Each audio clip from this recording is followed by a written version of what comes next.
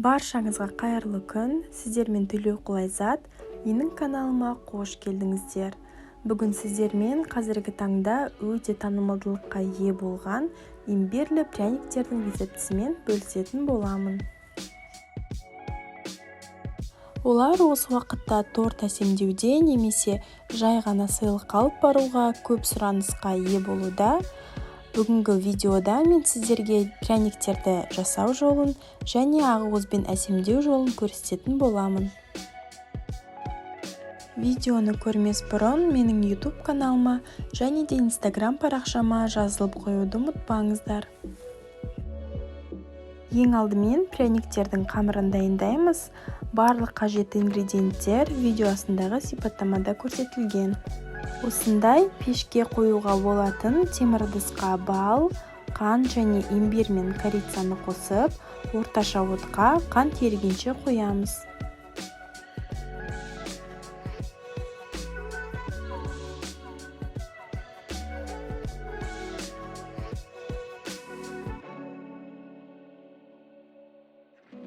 Кейін бір шай қасық ас содасын қосып, бірден араластырамыз. Біздің сода реакцияға түсіп, осылай көпіреді, ол қалыпты жағдай. Ыдысымызды пештен алып, келесі кезекте сары майды қосып араластырамыз.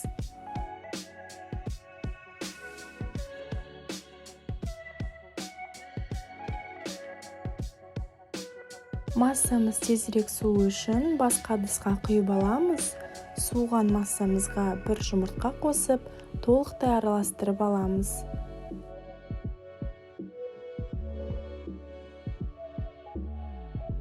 Кейін електен өткізілген ұнды біртіндеп қосатын боламыз.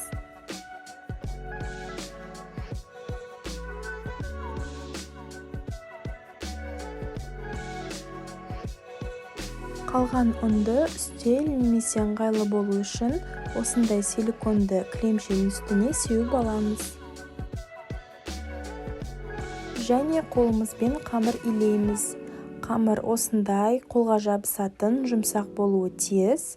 Ұнды мөлшерден артық қоспаймыз, себебі піскенде пряниктеріміз қатты болып кетеді. Дайын қамырды таза целлофанға салып, шамамен 1 сағатқа тоңазытқышқа қоямыз.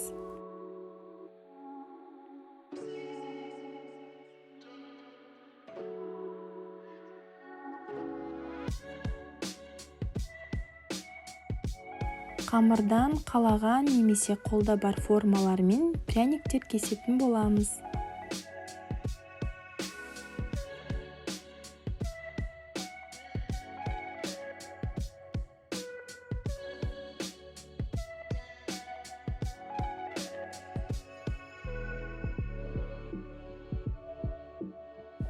Екінші нұсқасына, егер мүлдем форма болмаса, осылай қағазбен ойып алып, қамырға қойып, кесіп шықсаңыздар да болады.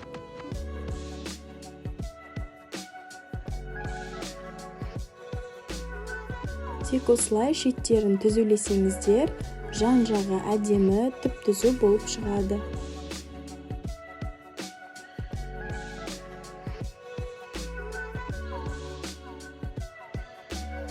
Және үшінші нұсқасына осындай үйде бар түрлі ыдыстармен де ойып жасай берсеңіздер болады. Пряниктерімізді 180 градуста қызып тұрған пеште 5-8 минут шамасында осылай қызарғанша пісіреміз.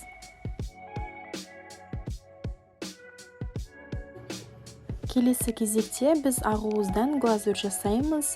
Бір орташа жұмыртқаның ақуызына 200 грамм қант ұнтағын илеуіштен өткізіп қосып, араластырып, осылай миксерлейміз.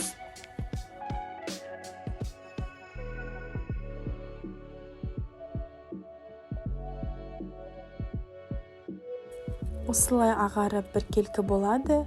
Кейін 2-3 тамшы лимон шырынын қосамыз.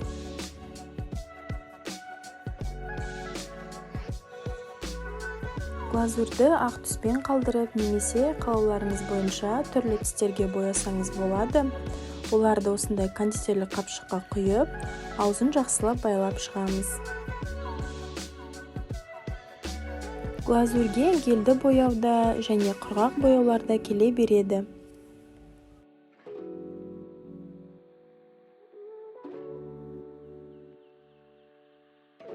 Бұл бізде контур жасайтын глазурь, олар осындай сәл қою болады. Ал пряниктердің ортасын толтыруға арналған глазурь сәл сұйық болуы тиіс. Ол үшін біз сәл су қосамыз және тағы да бояймыз.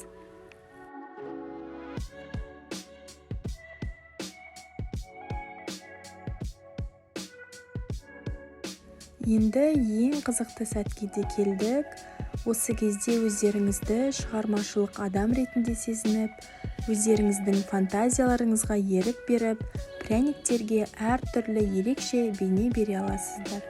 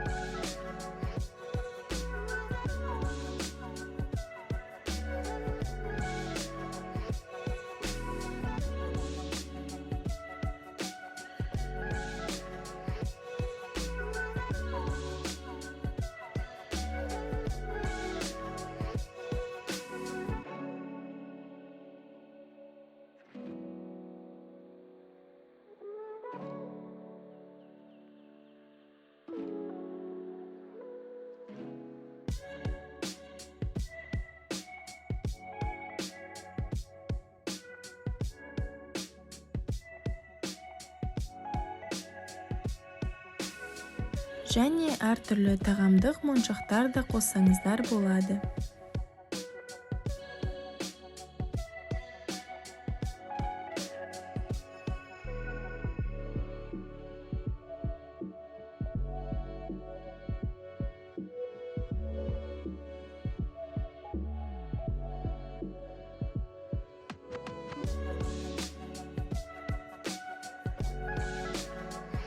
Біздің өте әдемі имбирлі пряниктеріміз дайын. Олар қазіргі таңда тек жаңа жылдық қана емес, түрлі бейнеде бола алады. Қазіргі кезде оларды торт әсемдеуде, сыйлыққа да, тіпті туған күнде тойбастар ретінде беруге де қолданылады.